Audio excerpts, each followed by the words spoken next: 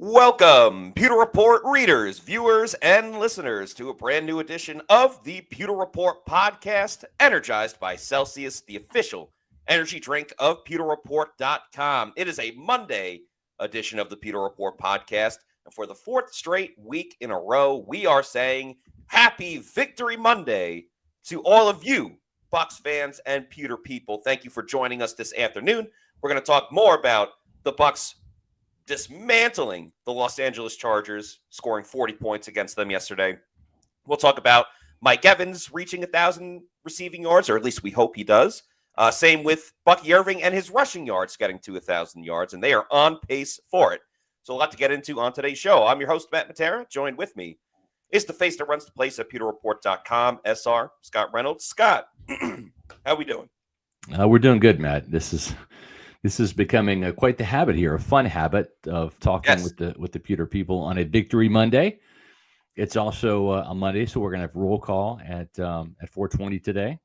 Find out where you Pewter people are watching and listening to the show from, and we have a lot to get into today because I know that Todd Bowles came out in his press conference today and said, we're not interested in Pro Bowls. We're interested in the Super Bowl, right? When talking about some of these offensive linemen, particularly Cody Mauch, I think he was asked about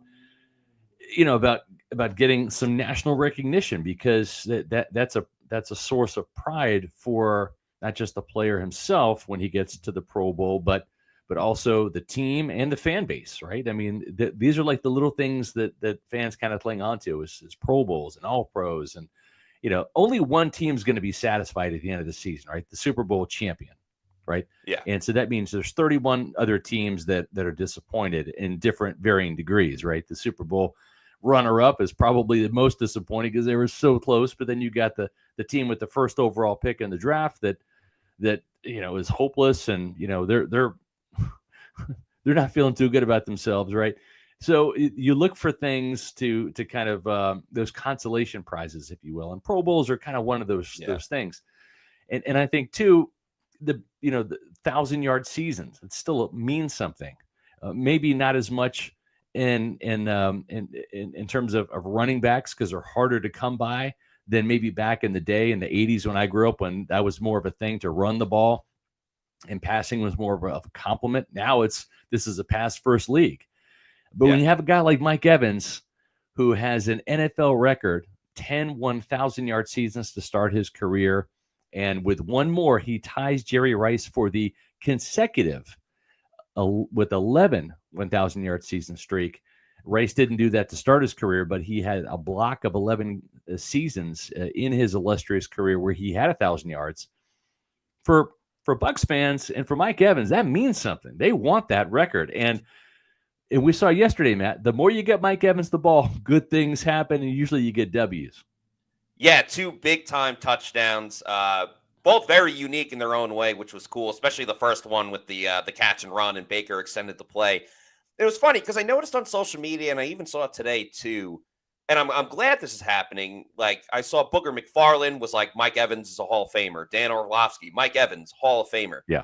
And that's great. I love seeing that because Mike deserves national recognition, as does everybody on the Buccaneers that is playing well, and kind of going back to what you said about Todd Bowles. But part of me is a little confused as well, because I'm thinking, is there anyone out there, maybe besides like Saints and Falcons fans, who will disagree just for the sake of rivalry? Right. Is there anyone out there still right now that like truly doesn't believe that Mike Evans is a Hall of Famer? Like, if there anyone that firmly believes that, I'm just curious why. Yeah. And I want you to say it out loud so we can all publicly shame you, because you should be publicly shamed if you do not think Mike Evans is a Hall of Famer. So on the one hand, I do like seeing national pundits saying Mike Evans, Hall of Fame. Might as well start that narrative now. Take it into existence. Absolutely. Yeah. No, and you're exactly right. I mean, and I kind of saw this firsthand going to the Hall of Fame and being in that environment for Rondé Barber, who most recently went in with Tampa Bay. And it is about public perception. The media shapes so much of that. Oh, and guess what? The actual Hall of Fame voters comprise of 2 large groups of people. One, the media, right? We're the ones that get to vote these guys and pare the list down to the finalists, et cetera. And then it's the Hall of Fame voters. They each get a vote as well. So if you're in the Hall of Fame, you get a vote. But the media plays a large role in it. So yes, speak it into existence, say it, and it will happen. Why? Because he has the credentials. That like he's got the Super Bowl ring. He's got an NFL record that nobody else has with 11 straight or 10 straight. I don't want to be too premature, but 10 straight 1,000-yard seasons to start his career. Just moved up to number 25, just past Antonio Brown and Jimmy Smith in the all-time receiving annals. So, yeah, I mean, and he's not slowing down. I was just thinking this morning, like, if at some point in time, Mike Evans is not going to have 1,000 yards. At some point in time, Mike Evans is going to hang up the cleats. He's 31. He'll be 32 next year. We're closer to the end than certainly the beginning. He's still in his prime. But, like, how fitting would it be if he finished his career with, say, 13 1,000-yard seasons, right? Yes. You know what I mean? I mean, like, his logo is Mike, M-I-K-E, with a number 1 for the I and a 3 for the E. And so it's just so fitting for number 13 to maybe get to 13. I'm going to talk to him about that and just see. I know he's more interested in number 11 before he gets to number 13. They're all things in due order. But, I mean, wouldn't that be just poetic justice to see that happen? Yeah, it would truly be like a fairy tale ending, especially if you add in like maybe one more Super Bowl. So then there's just like no argument at all. Yeah. I think that would be the perfect way for him to go out with his career, 13 seasons, 1,000 yards every single season. Nobody else can say that they've done that. So, that's what I'm rooting for. That's what I'm hoping for. And you make a great point. Like, we said for a long time that Rondé Barber should already be in, but he had to keep waiting and waiting and waiting. And I don't think it'll get to that point with Mike Evans, and maybe it's because of the position that he plays, or, he came up in a time where social media was much more prevalent. I mean, there wasn't social media when Rondé Barber was playing, so it's a little bit tougher to get the word out. But the media is a big part of this, because I think of someone like Terrell Owens, who is in the Hall of Fame. Right. He should have been a first ballot Hall of Famer, but he's kind of a dickhead, so he didn't get drafted. He didn't get put into the Hall of Fame in his first year. There's going to be a very uncomfortable conversation as well with someone like Antonio Brown, who hasn't played, because AB has the Hall of Fame numbers. He does, but he's a wild man, and we all know what he's done, off the field, and will that play a role into him making the Hall of Fame? Now, obviously, Mike Evans doesn't have to worry about that, but yeah, it's all just food for thought, good conversation to have. And we've seen how good this offense looks even without Mike Evans, and how much better they are when Mike is available. And it was great to see him have that monster game that we know he has. And hopefully he can continue it down the stretch, because as great as that win was over the Chargers, all the other games matter the same. These next 3 coming up with the Cowboys, Panthers, and the Saints to close out the season. So it'd be great to see. I mean, if they run the table, it'd be a 7-game winning streak plus a division title, plus Mike Evans gets 1,000 yards, and hopefully Bucky Irving gets 1,000 rushing yards as well. That would be a heck of a cherry on top to finish the season as you get ready for the playoffs as well. And the cool thing too is Rachaad White, who friend of the program, we love Rachaad, great guy, great teammate too, the best pass protecting back maybe in football right now. Yeah. One of the best pass catching backs. I mean, holy crap, the guy's got 6 receiving touchdowns this year. It's astonishing, and he can still run the rock too. I mean, Bucky Irving is the guy that's getting the job done mostly in the ground game, but Rachaad White, no slouch, there either. But you had to feel for Rachaad last year, coming up 10 yards short of 1,000 yards, and it's been a minute. Actually, it's been since 2015 since Doug Martin had 1,000-yard season in Tampa Bay, one of his 2 1,000-yard seasons with the Buccaneers. And again, with this being more of a passing league, it's not as often that you're going to have 1,000-yard back as you will a 1,000-yard receiver, right? And certainly in Tampa Bay, that's been the case. The Bucs have been terrible running the ball until this year, until Liam Cohen's arrival, and Kevin Carberry and Brian Picucci have this offensive line that's been stockpiled with talent from Jason Light and John Spytek doing their thing. And it's all coming together now.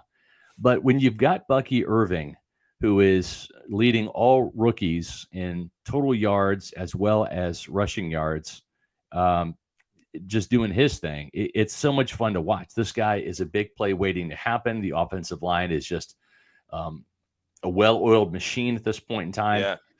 And now you've got Bucky Irving, who is within striking distance of having 1,000-yard season as well. Mike Evans needs 249 yards to reach 1,000, and Bucky Irving less than that. So now it might seem crazy to say this, but the Buccaneers might have 1,000-yard receiver and 1,000-yard running back for the first time since, when? Doug Martin and Mike Evans back in the day, 2015. Yeah, that's insane to think. And if Bucky gets 1,000 yards, and pretty much if he stays healthy, he will. That's really, his back injury is the only thing, in my opinion, that would curtail him from reaching 1,000 rushing yards. I do still think it is special because the NFL has turned into such a passing game, and also the usage of running backs. Excuse me. The usage of running backs have changed a good amount, even over the last 5 years. It used to be, okay, we have one guy, we're going to give him the rock over and over, and he's our guy for the whole season. It has really evolved, and probably for the betterment of offenses and things overall, but it has truly evolved into, hey, we got a 2-back system, or sometimes even a 3-back system. Running back by committee. So for Bucky Irving, who I believe had the same amount of rushing attempts as Rachaad White last game, and has for a lot of times this season, for Bucky to still get 1,000 yards, even with not, always getting 25 carries per game like other running backs would back in the day, I think that should be celebrated as well, because it's not an easy thing for him to do. And, I said this a couple of weeks ago with running backs where there are only a handful of guys that I will watch and be like, oh my God, something big is about to happen on every single play. And I said, I'm starting to have that feeling with Bucky Irving. Now I just know it's going to happen, which is, maybe it's a little overconfident, but every time Bucky touches the ball, and it doesn't matter, like he could be slowed down a little bit, and then bam, it just happens, like the big 50-yard run against the Chargers. Like the Bucs were running the ball solid in the first half, and then they just turned it on in the second half, and a lot of it was sparked by that big Bucky Irving run. You saw it against the Giants. You saw it all year long with these big moments, and it just takes one, and Bucky is off to the races. Now, you'd love to see some of those big runs turn into touchdowns on the same play as well, but beggars can't be choosers, and the greatness, I think it all goes hand in hand. Better play from Baker Mayfield, Mike Evans getting more open. I think it all comes back to the nucleus of the Bucs finally have a run game for the first time in 3 seasons, and it's opened up so many more doors for this entire team. No, you're exactly right. And Baker Mayfield feeds off of that, right? I mean, he did that in Cleveland with Nick Chubb and Kareem Hunt for so many years, and comes here, and now the Buccaneers have that ground game too, and that play action passing game is just working. Liam Cohen is just absolutely in his bag, doing whatever he wants to do, it seems, and has just been calling some masterful, brilliant games. But when you look at Bucky, he's got 852 yards. He needs 148 yards to hit 1,000 with 3 games left. That's an average of 49.3 yards per game. That seems quite doable. Remember, he had over 150 yards in that win against Carolina, so he could eclipse that 148 yards. I wouldn't bet against him in Dallas. They've had some problems on defense this year. And then with Mike Evans, he's at 749 yards. He's 251 yards away. So, he needs just 83 yards per game now, 83.7 to be specific. And that's come down a little bit from where it was 99 coming into this game. So he's given himself a little bit more wiggle room to reach that 1,000 yards. He can have one of those 68-yard games and still come through with 120 the next week or whatever, and kind of piecemeal it together. But it certainly seems like, and we've seen the Buccaneers come down to the wire where Mike needs X amount of yards in that final game, and he's come through every time. And even that one year, it was 2020, where he got hurt after reaching 1,001 yards. He dropped the pass in the end zone. His knee kind of buckled a little bit, and he was done. But he had 1,001 yards and checked the box, and and then came back the next week and had over 100 yards against Washington in the playoffs when most people thought, oh my gosh, he's lost for the year. Yeah, as soon as he said like fighting close to get 1,000 yards, that immediately popped into my head. When he got it, I believe it was against Atlanta in the last game of the season, and he got it, and then like I think he dropped a ball in the end zone, and which is weird because that also happened when he got injured against the Ravens. So something about being in the end zone gets him injured. But yeah, like I thought the Bucs weren't going to have him. We know the toughness of Mike, so I wasn't expecting him to be out for the entirety of the playoffs. But I'm thinking, oh wow, like. He's finally going to get a chance to have his first ever playoff game. Let's not forget about that as well. And he's going to have to miss it against Washington. And then not only did he play in that game, but he balled out with over 100 yards. And as we know, the Bucs went on their merry way and went on to win the Super Bowl. So we're not at the point. In a perfect world, I would love for the Raiders to beat the Falcons tonight. The Bucs go up 2 against Atlanta and have a little bit more of a cushion. And then by week 18, the final game of the season, where they play the Saints, the Bucs have secured the NFC South, and they could focus on just peppering Mike Evans to get 1,000 yards. I don't want to get too far ahead either, but we can start peaking just a little bit at not just the Bucs winning the division, but moving up in the seeding with the Packers beating the Seattle Seahawks. I believe the Bucs are now the 3 seed. And that means they would avoid playing either the Vikings or the Lions. Crazy enough. Yeah. The Lions losing to the Bills. They have the same record as the Minnesota Vikings, and I think they play against each other one more time. Yeah, it's going to open that door a little bit. Yeah. Yeah, you avoid that in the first round versus going against the Packers or even the Commanders. Still a lot to play for the Bucs besides personal records and besides winning the division because, like Todd Bowles said, they're thinking Super Bowl, not anything else. Yeah, and I appreciate that about Todd Bowles. We have to give him a lot of credit. He has maintained that steady approach, even-keeled approach, not panicked, not flinched throughout this whole thing. We panic a little bit. We did that last year. We did it this year. 4-7, 4-6. Who's going to be the next head coach of the Buccaneers, et cetera. Didn't look good. But just like a magician, he has pulled these resurrections mid-season out of his hat. And this team has gone on winning streaks. 5 of the last 6 games last year. They've won 4 in a row right now. I think they're going to beat Dallas on Sunday.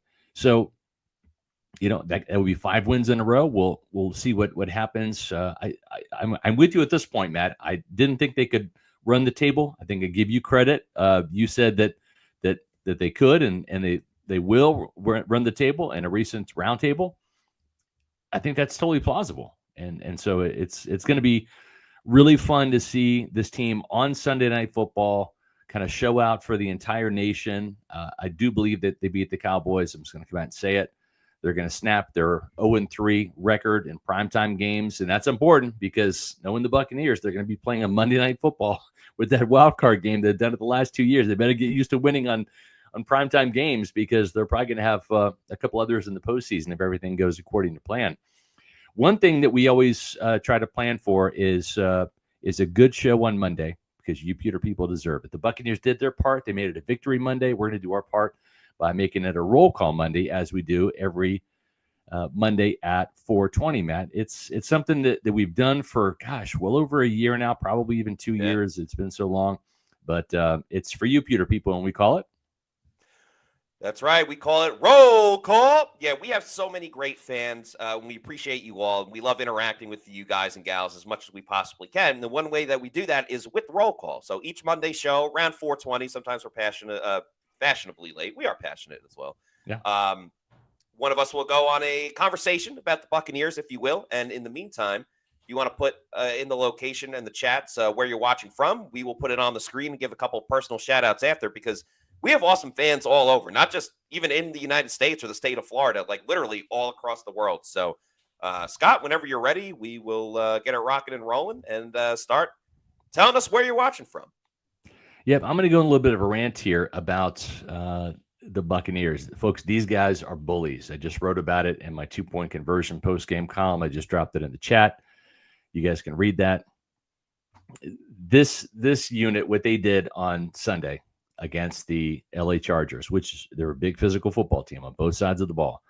The Buccaneers dominated the trenches on both sides. And that comes to fruition on the stat sheet. And sometimes the stat sheet doesn't always tell the tale of how the game went. But in this case, it most certainly did. We talked about it a little bit last night. We're going to continue with that today. The Buccaneers outgained the Chargers 506 yards to 206, including outrushing the Chargers 223 to 32. Tampa Bay was 9 of 15 on third downs. That's 61%. And LA was 0 of 6 on third downs and 0 of 2 on fourth downs. That is domination in the trenches. And that's where the Buccaneers just have a decided advantage. Folks, did Khalil Mack even play yesterday? Was Joey Bosa on the field? Tuli Tupuolotu, was he even anywhere to be seen? Bud Dupree? Calling Bud Dupree? I mean, those are 4 dangerous edge rushers that we profiled last week in our previews leading up to the Chargers game, and those guys were nowhere to be found. Tristan Wirfs and Lou Gedeke were just an effective 1-2 punch, not just in the ground game, opening up holes for the likes of Rashad White and Bucky Irving, and at times Sean Tucker in the fourth quarter, but just putting on a masterclass in terms of pass protection. Wirfs did not allow a single pressure. Gedeke allowed 1 pressure. Didn't have any bad plays or anything like that. He has become such an elite offensive tackle, and we need to talk about that a little bit more because he's just having a phenomenal season coming back from that concussion that cost him 4 games. On the defensive side of the ball, Logan Hall, sack and a half. Logan Hall's got 4.5 sacks now, and although he kind of disappears for stretches, Kalijah Cansey has got 6. Vita Vea's got 6. Logan Hall is right behind, 4.5. Levante David is 5.5, so he's really in third place. But I'm telling you, this defensive line is physical. They stop the run. And when you look at some of these playoff caliber teams that Tampa Bay could and eventually will be facing, Detroit, Philadelphia, right? Those are teams that are just dominant running the football. I like this team. This team is physical. They're getting nastier by the week. Momentum is real. They're on a 4-game winning streak. And the Buccaneers put this league on notice yesterday. They are not a team to be messed with. Beware the Buccaneers because they're as dangerous as any team right now. Nobody wants to play these guys the way they're playing. Matt, I think that we have arrived at a point in time where the younger players have grown up, right? Jalen McMillan leveled up, right? Bucky Irving, he's taken a huge step, and he was good from week 1 on, right? Cody Malk is playing at a Pro Bowl level. Like, he has made that huge, cataclysmic leap from season 1 to 2. Baker Mayfield, 32 touchdowns on the year. Everything, the arrow's pointing up for this team, and they're going to be getting a couple of these guys back healthy. Jordan Whitehead will be coming off IR sooner rather than later. Winfield's going to return to the lineup. Mike Edwards, there's a chance he plays, maybe against the Cowboys. I just, if I'm another team, I don't want to play the Buccaneers right now. They're hot. They're hot on both sides of the ball. We had some reservations. I'll be the first one to raise my hand. Wasn't sure about Todd Bowles' defense. Didn't really believe it because they had beat the Giants. They beat the Panthers. They beat the Raiders. All right, show me something. They did. 17 points allowed. The Bucs, since the bye week, have only allowed an average of 15 points per game. That is the lowest in the NFL. That is the best scoring defense since the bye week over the last month in the NFL. And Todd Bowles is doing it with rubber bands, Scotch tape, rubber cement, super glue, gluing it all together, right? And we see different guys stepping up. Yesterday was old man Levante, 12 tackles, sack and a half. Logan Hall stepped up. We saw Vi Jones play 1 play. He forced a fumble. Kayvon Merriweather got the recovery. It's just it's a collaborative effort on both sides of the ball right now. Oh, by the way, Chase McLaughlin, 93% field goal percentage, 4 of 4 on both extra points and field goals. This team's just coming together at the right time. And teams that go on Super Bowl runs two things have to happen. They have to get hot at the right time. They have to peak. They have to get momentum. That box has been checked right now by the Buccaneers. Number two is health. If this team can find some injury bug repellent and spray the heck out of it all over everybody on this team, including the practice squad, disinfect the locker room, like spray it everywhere. The injury bug repellent. If this team can just get healthy and stay healthy, the only team that can stop the Buccaneers, in my opinion, is the Buccaneers with turnovers and penalties. And it seems like, Matt, they're starting to learn how to overcome those. Yeah, it's hard to argue with the success that the Bucs have had and putting that exclamation point on it with beating the Chargers the way that they defeated them. And a lot of it is getting hot at the right time. I think we saw that in 2020. I think to a degree we saw it last year, even though they ran into a buzzsaw with the Detroit Lions in the second round. But, Todd Bowles has said this lately. I know he said it after the game as well. He talked about playing December football. Yeah. And I think that goes hand in hand with what you were talking about with the offensive line, because when it gets to December and January and you're in the playoffs, it's important that you're able to run the football, because sometimes, unless the Bucs have a ton of home games, which I don't think they will based on their seeding, most of the time you're going to a cold weather place. Now, Detroit's the 1 seed. Well, you're playing in a dome. Yep. But you got to be able to run the football. You got to be physical, and you have to play defense. That's right. This offensive line, you already said it, but just imposing their will, just dominating week in and week out with a young group. Like, this is a sustainable thing for a very long time. Tristan Wirfs just had the extension. Yeah. Everyone else is on a rookie contract except for Ben Bredesen, who signed a one-year deal, but he's playing some of his best football. And, I wouldn't hate if the Bucs gave him a raise and brought him back for next season. So they have all the things in place. Now, I'm a little skeptical still of their defense, and I know they were great. I don't know if they can do that week in and week out. And I hope I'm wrong. I hope they prove me wrong. But yeah, they have so many things in place to say they can beat this team, they can beat that team, especially Detroit, who looks like the best team. Ever since Aiden Hutchinson got injured, I mean, they are very different on the defensive side.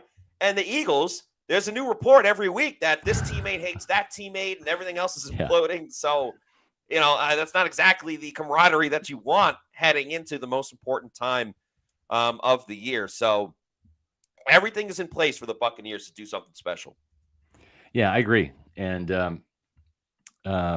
we've got a ton of super chats to get to here, but we would be remiss if we did not tell all of the Pewter people out there about the wonderful beverage that I start my morning with every single morning, because I've given up coffee just about. I'll have a cup of coffee every once in a while just for the taste of it. But folks, when I need to get my morning going, this is the beverage right here of choice. Celsius Essential Energy, the official energy drink of Pewter Report. That is right. We love Celsius for a number of reasons. A lot of it having to do with their fantastic flavors. I love the Arctic vibe.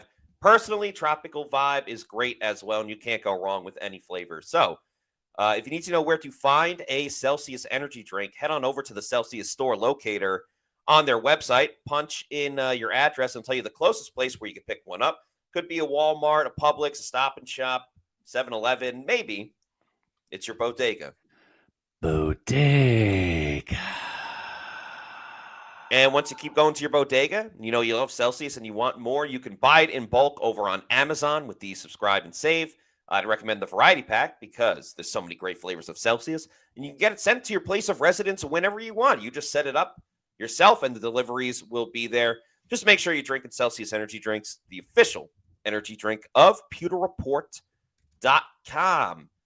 All right, Scott, we have a myriad of, I was about to say energy drinks. We do have a myriad of energy drinks, thanks to Celsius. Myriad of super chats to get to. Thank you all so much. We really appreciate it. And without further ado, we'll get it rocking and rolling. First of all, thank you to James Chouinard for becoming a Pewter Report YouTube channel member. We love to see that. Thank you so much for your support. Next up is Revfish. Thanks for the $4.99 super chat, who says, Mike Greenberg is a big part of our success. Do we have anybody ready to replace him? I'm loving our confident continued success. By the way, SR, you now think we're finishing 6-1? Yeah, I mean, I'm not going to doubt this team anymore. I'm sorry.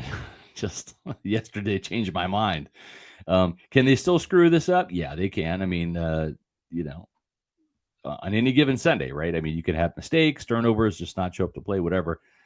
But if the Buccaneers show up like this and play like that, these next 3 games, they're going to win, and they're going to win with 11-6 record heading into the playoffs as the number 3 spot. That's stunning. When it comes to Mike Greenberg, listen, folks, the Jets are going to come hard after Mike Greenberg. Hard. Like, they want him to be their general manager, is my guess. He is a New Yorker. The Jets are a heavy lift right now. They're a massive rebuild. They need a new general manager, a new head coach. They're going to need a new quarterback because Aaron Rodgers is going to be out. And they don't have a lot of talent. They have some talent. Sorry, Matt, but not enough talent. Certainly at the quarterback position, because that's where it all starts. And not that Aaron Rodgers isn't talented. I don't want to offend Adam Sly Slavon, who's our resident Aaron Rodgers fan on the staff, but it just seems like they're going to go in a different direction and kind of maybe blow it up and then start over. And so that's a heavy rebuild. Greenberg would have to navigate a kind of a hard, rough and tumble New York media. And I'm not saying he couldn't do that or wouldn't be up for the task, but that's not an easy situation to walk into. And listen, there's only 32 general manager jobs. And if he gets offered, it's hard not to take that job. Yeah. But if I'm the Buccaneers, if I'm Jason Light and the Glazers, I'm doing the same thing with like Liam Cohen and Todd Bowles. Hey, how can we all stay together? Like, how can we structure this to where you're the general manager in waiting? Because I think John Spytek probably is going to leave. Listen, he deserves his own team. Not that Greenberg doesn't, but he's a personnel maven, and I think it's long overdue that he gets his own team to run. I would love to see personally Mike Greenberg become the next general manager of the Buccaneers and see Jason Light kind of like step into a role of a team president. Still be heavily involved in personnel, but let kind of Greenberg run the show and the day-to-day operations and, and do his cap magic, and to answer the question, is there somebody that could replace him? Yes. Jackie Davidson could replace him. That's what I was thinking of. The problem is he's going to take Jackie Davidson with them to New York. She started with the Jets just like Greenberg did. They interned there. And so that's the problem, is if Greenberg goes, Jackie Davidson goes. So that's like the left side of the brain, the right side of the brain, both going to the Jets. And those are both of the team's top-notch capologists right there. Yeah, so the ties to New York are pretty prevalent, and it would make a lot of sense given he's from Long Island and everything like that. The only thing that I think may sway the Jets from not going with Greenberg, because Greenberg's obviously the cap guy and the contracts and stuff like that. Not the most recent 2 GMs, but the Bucs have previously went with a cap guru type of general manager, and actually it's a connection to the Bucs as well. It was Brad Innes, the former wide receivers coach, who's now with Carolina, and Dave Canales. Yeah. His dad, John Idzik, was the Jets general manager for a while, and it was abysmal, for lack of a better term. Now, granted, the last 15 years for the Jets have been abysmal in their own ways, but I think the Jets may just have a little caution about going with someone who's more of a contract guy versus a player personnel. So that would be the only thing that I think might sway it just a little bit, and the Jets got to figure out what they want to do with Devontae Adams and obviously Aaron Rodgers. But yeah, I mean, the success that the Bucs have had over, really since 2020, it's going to make all of their assistant GMs and front office people great candidates for not just the Jets job, but other general manager jobs that open, because the Bucs have been a sustainable success for quite a while now. So, it's flattering for sure, but yeah, it's tough to lose some of your top people. But good question from Redfish. For sure. Moving with the Bucs Basement. Thank you for the $10 super chat. It says, each touchdown the offense scored was another team lurking around Cohen.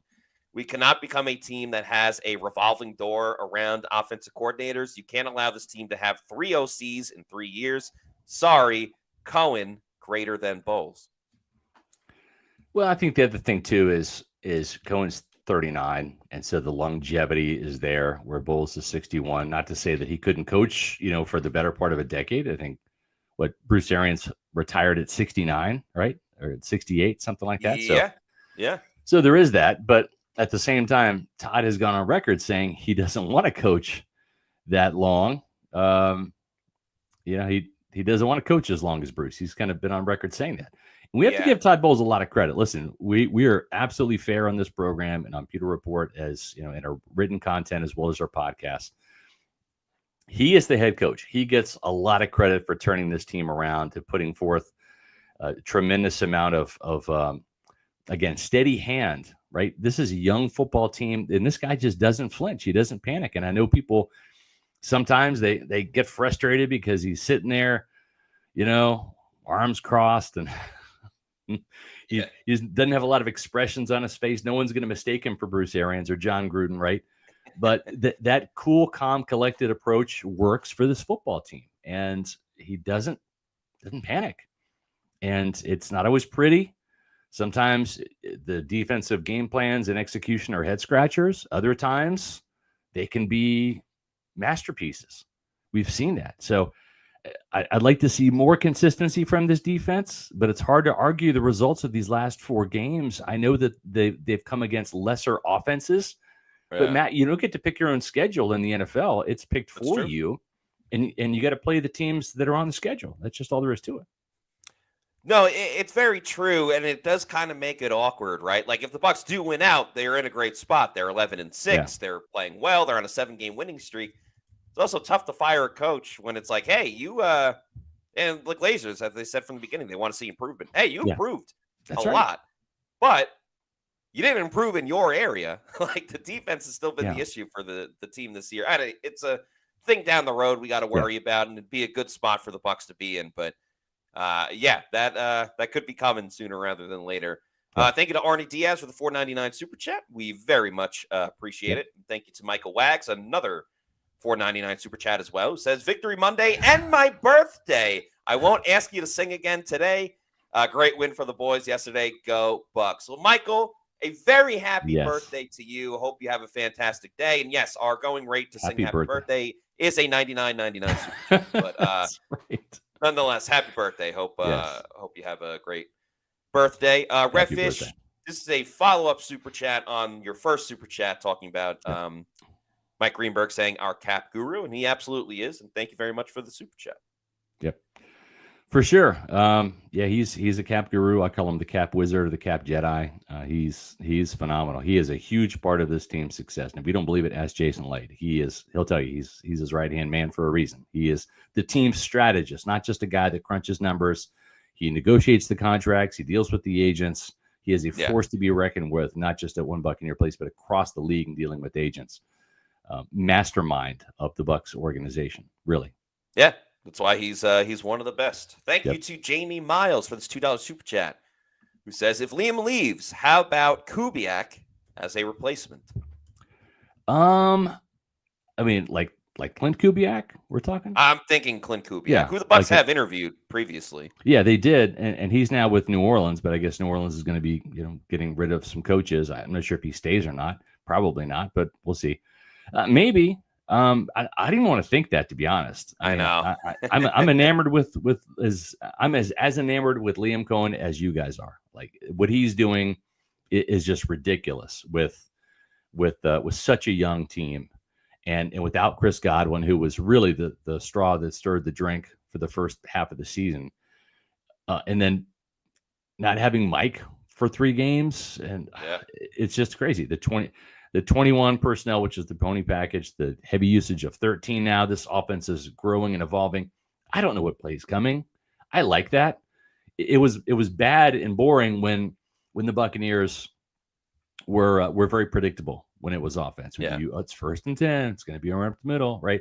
Now it's who knows what they're going to run. You just sit back and enjoy it, and it's wonderful. And I think this guy could be the next. And listen, and sometimes it doesn't work out, right? Like Mike McDaniel was supposedly the next Kyle Shanahan, right? It doesn't always work out, but this guy's off to a fantastic start. He could be the next Kyle Shanahan or the next Sean McVay. And it's just tough in today's NFL. Like, if you have a defensive head coach, if your team's successful and you're scoring points, they're just going to sign your offensive coordinator and make him a head coach. It's just really tough in today's NFL to have a defensive guy when you're losing your offensive guy over and over and over again. So you'd rather just have your offensive play caller become the head coach, and then you can, keep that for as long as the team is doing well. It's not fair, but it's the NFL world that everybody's living in at the moment. Right. Thank you to Darius Miller for this $4.99 super chat. Says, salute to Mike for being number 24 in NFL history in yards. That's right. He surpassed Antonio Brown, which I find a little bit comical because they were teammates and how it ended and everything like that. But day by day, yard by yard, Mike is moving up the ranks and doing something amazing every single time.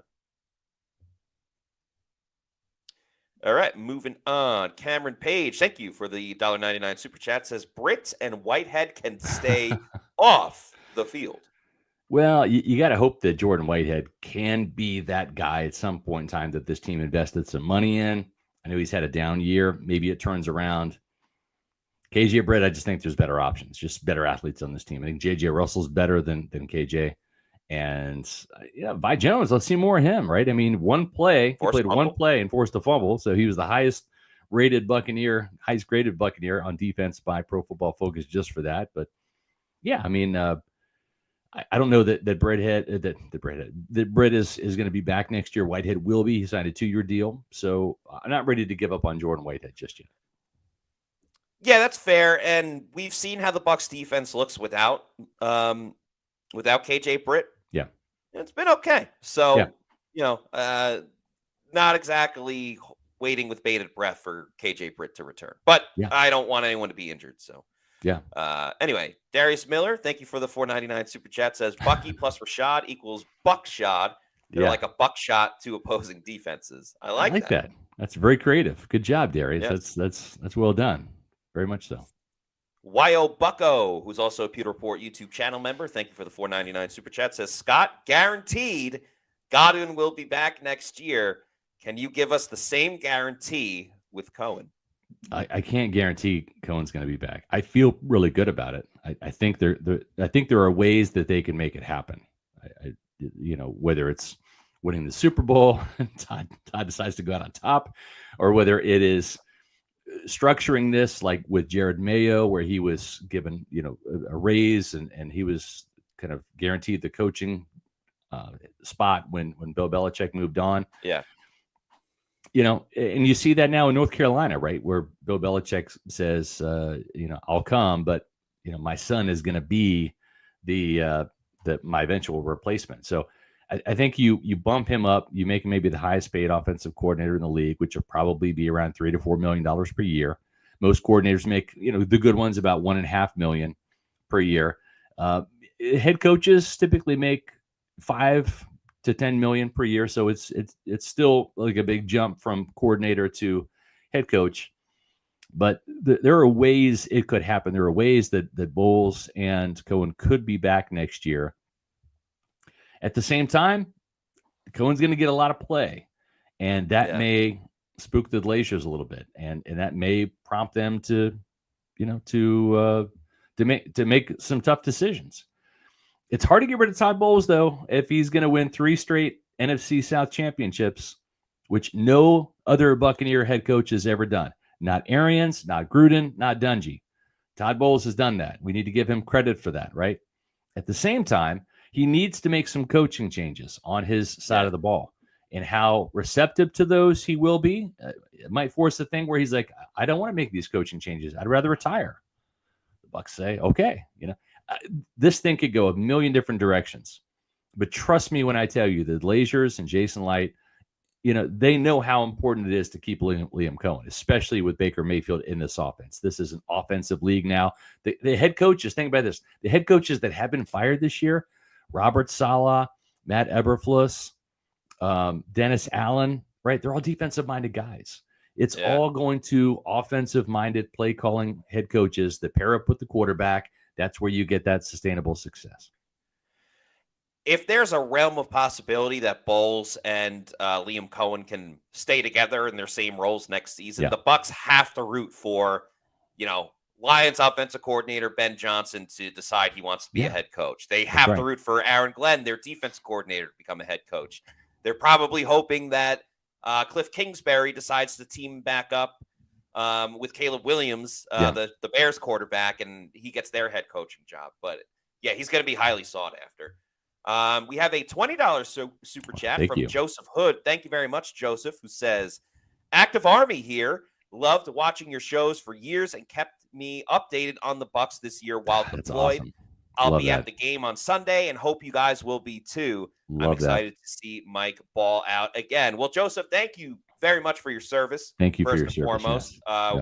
We appreciate that so much. And thank you for the very kind words. I'm very excited for you to go watch the Bucs live and in person for their next home game coming up in a couple of weeks. But thank you for your service, and thanks for the kind words as well. Absolutely.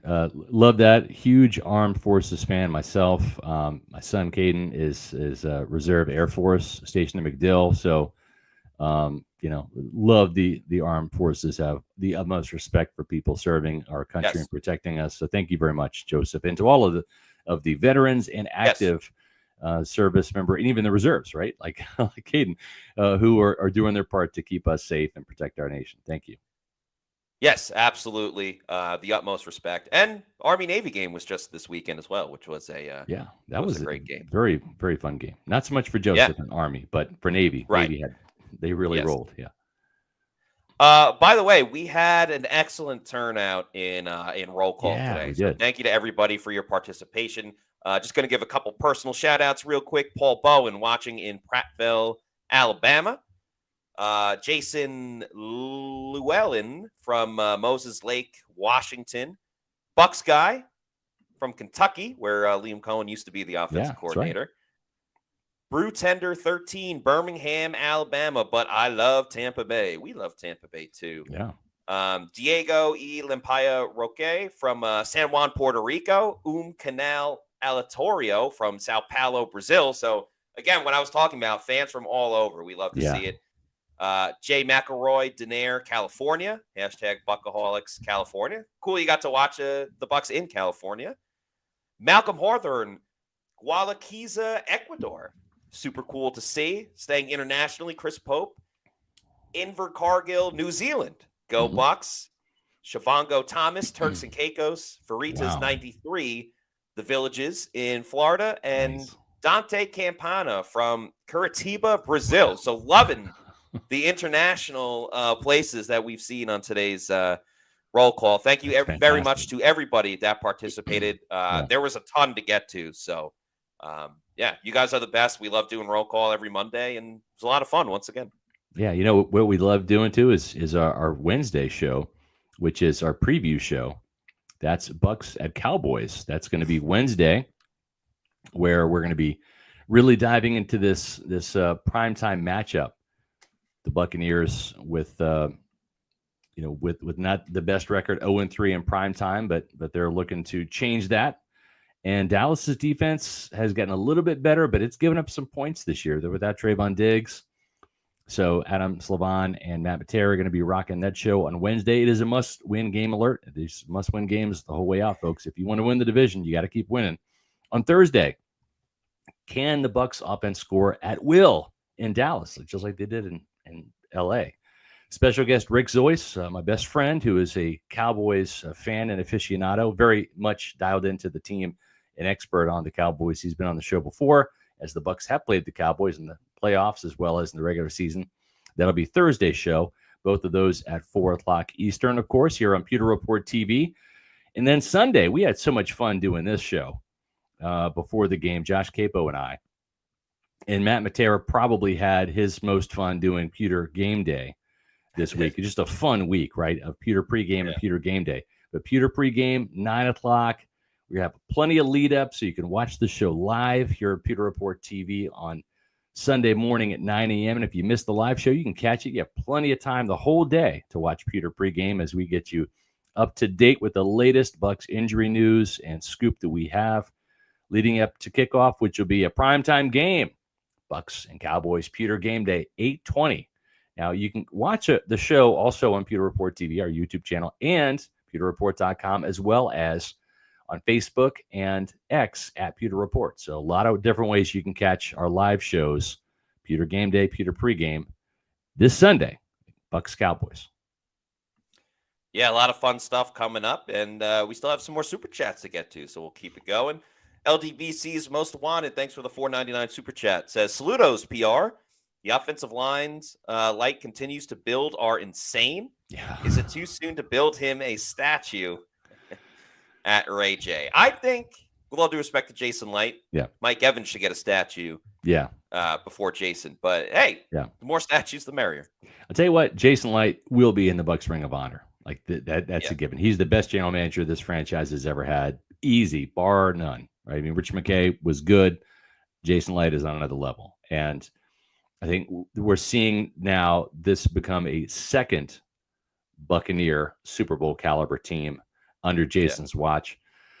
And it's been really a quick reload too, right? They haven't had that like downward, slump and they've just kind of picked up from where the other Super Bowl team left off, and they're knocking on the door again. I think Jason will be a Bucs Ring of Honor member. I really do. And it's another good example of sometimes patience is important in the NFL. I know we want instant results and all of that stuff, but took a little bit for Jason's teams to get going. But once they did, look where they're at now. That's right. Meets McGee, thanks for the $5 super chat, who says JJ Russell needs to stay as a starter. He's playing better and he gets more PT. Yeah, I think he deserves more playing time. I would start him over KJ Britt. I think Britt is probably at least a week away from returning with that ankle injury. So I think he misses the Cowboy game. So you'll see J.J. Russell and Vi Jones when the Buccaneers turn to linebackers once again in Dallas. Paul Morales, thanks for the $9.99 super chat, says, Matt was right. Okay, great comment. We can stop there. I'm just kidding. Only way we would win is by an unordinary game. Also, we were told issues on defense were communication issues. Interesting. That doesn't seem to be the issue with the backups. Thoughts? I think communication, honestly, I think it's a bunch of BS. I think it's a cover-up. Yeah. I do too. I think that's Todd's like blanket excuse for why things didn't happen the way he wanted them to happen. And I agree. I think it's a blanket that he throws over whenever there's a screw up. It's communication issues. So when the Bucs are winning on defense, they're communicating well. When there's coverage busts and things like that, it's a communication issue. I think it's a cover up. I agree with you, man. Yeah, and Todd's usually a pretty bad liar as well. So so I think that's the case. So thank you for the super chat. Thanks to Timothy Fitzgerald, a $2 super chat, who says, "Do y'all accept fan article ideas? I have a few. Let's freaking bake." Yeah, I'm open to it. Yeah, send me those article ideas at sr@pewterreport.com and cc Matt at pewterreport.com. We'll take a look at it. Yeah, for sure. Yeah, for sure. And also get involved in the Monday mailbag each week as well. That's right. Christopher Oxentine, thank you for the $5 super chat, says, is Chris Braswell just not performing in practice? I saw he only had 6 snaps yesterday, or was it just not wanting to interfere with what was working? Good question. I think Todd Bowles was asked today why Will Golston only played 1 snap. It just certain packages. I think it kind of varies week to week, and they wanted to use JTS more this week, and Anthony Nelson was kind of that other guy off the bench instead of Braswell. So it's going to be a week to week thing. We'll see. I don't give up on Chris Braswell. He has been playing less and less, and I thought that was surprising when Joe Tryon-Shoyinka was out. And then also with the outside linebackers, even with JTS coming back, Anthony Nelson played more. Yeah, so for sure. Getting rewarded for that forced fumble against the Panthers, as he should be. Q's44, thank you for the $2 super chat, says, liked how they finished. Scott, Matt, liked how they finished the game with Sean Tucker. Yeah, he got to play at the end, and that's what happens when you're up 40-17. Some other people get to play late in the game. But I get to see him get some touches. I know he's not really in the rotation when the game is on the line anymore, but he's a good depth piece to have when you need to go to him. So, happy for Sean Tucker. I think it was important for Sean Tucker, and I'll spend about 20, 30 seconds on this. it was really important that he was in that situation because everybody knows the Bucs are running the clock out, right? It's not going to be a pass. So everyone's loading up the box to stop Sean Tucker. So it's going to be tough, hard-nosed yards. It's not going to be the 34-yard breakaway runs and all that stuff, right? They're loading the box and they're doing that. They're also grabbing at the ball, trying to punch it out, trying to strip it, trying to get possession, right? So for Sean Tucker, who had that goal line fumble earlier this season, this is big for him to be able to be in that situation and prove to the coaches he can plow ahead, even at 3 yards a pop, not the gaudy 7-yard average that he came in with, but grind it out with 2 and 3 yard gains, get the hard-nosed first down, push the pile a little bit, and hang on to the football. I think those are like little things that coaches like and appreciate. They check some boxes. Yeah. And it kind of continues to build trust that they can turn to Sean in those situations. Yeah, I think that's a good point. So, you only do with what you can with your playing time, and he tried to make the most of it for sure. Yeah. Bucks Basement, thanks for the $5 super chat, says, enough with this bragging of the NFC South. Wow. You're the kings of Crap Mountain. Congrats. We wouldn't win any other division the past 3 years. Facts. There is some truth to that. Yeah. And that's why I said earlier that obviously you want to win the division by any means, but it's time for the Bucs to bring some respect back to the NFC South because, they are kind of looked down upon compared to other divisions when you win it going 8-9 and 9-8. So I think if they're able to get 11 wins this year, that would speak a lot of volumes of, all right, forget about the rest of the division. The Bucs are legitimate. Yeah. Listen, you can only play in the division the NFL puts you in, right? You can only play the schedule that you have to play, and you might as well win it if you're there, right? I mean, I don't know. Yeah. The Buccaneers did beat the Lions this year. They beat the Eagles. I think they would fare okay in either the East or the North. I just do, and we'll see if they end up playing the Vikings at some point. We'll see how they handle it, But right now, it's the Bucs leading the Falcons, and certainly Drew Brees' old team, the Saints. And we do thank Drew though for walk-ons, food, and fun because it's a great place to catch the game. Game day at Walk-Ons is just different. And it starts with the way our teammates prep each dish from our scratch menu. No shortcuts. We are hand-cutting every single mozzarella log straight from the block. Hand-peeling, stuffing, and bacon wrapping each voodoo shrimp. Hand-carving ribeyes for our steaks and po' boys. And hand-slicing, then tossing our boneless wings in our house-made sauces. With wall-to-wall TVs and food like this, why would you want to watch anywhere else? That's game day. The Walk-Ons way. Yeah, Walk-Ons is the place to go on a Victory Monday or really any Monday or Tuesday, Wednesday, Thursday, Friday, Saturday. Any day that ends in Y, folks. Make it to Walk-Ons for happy hour. 3 p.m. to close tonight. Great place to go to watch that Raiders-Falcons game. And you can enjoy $3 happy hour pours, $3.99 domestic pints, $4 house wines, $5.49 22-ounce domestic drafts, and a slew of inflation-busting starters that are priced for your budget. Great food, great fun, awesome TVs, galore, football everywhere. If you can't make it out there today or tonight, make sure you make it to Walk-Ons on Tuesday. That's their all-day happy hour. They've got a tremendous $5 Tito's deal that is fun if you're a Tito's drinker. There's 3 locations to serve you in the Tampa Bay area: Wesley Chapel, Midtown Tampa, and Lakeland. Visit walkons.com for their menu, driving directions, and more information. Shout out to Walk-Ons, and also we need to give a shout out to our Pewter Report Platinum members. Thank you to Scott Federico, Rafael Gordon, Noah Parr, Scotty J, Dave Anderson, Eric McMillan, and Zach Jarvis. Thank you all for your support of pewterreport.com. Yeah. And as we mentioned, we're going to have some great, because this is going to be a big game. This is Sunday Night Football, Bucs Cowboys prime time. Kicks off on Wednesday with our Bucs and Cowboys preview, and then it continues on Thursday. Can the Bucs offense score at will in Dallas? Special guest Rick Zoyce, Cowboys aficionado.